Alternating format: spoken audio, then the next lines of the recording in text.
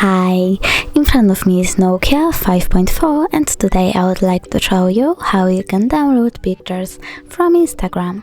Firstly, open Play Store and type repos for Instagram. Click.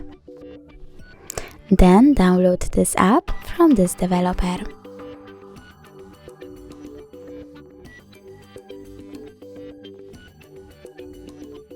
Now open it and go into your Instagram. Select the photo that you want to download, for example that one, and click at the three dots at the top right corner of it. Choose Share To, tap on Repost tab, and then go back to it. Pick one of the options and click at the photo that you want to download.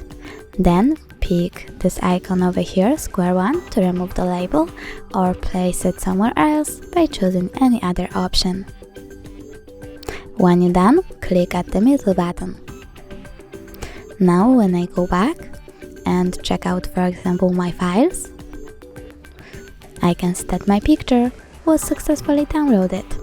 Thanks so much for watching. If you enjoyed this video, don't forget to leave a like, comment and subscribe. Bye!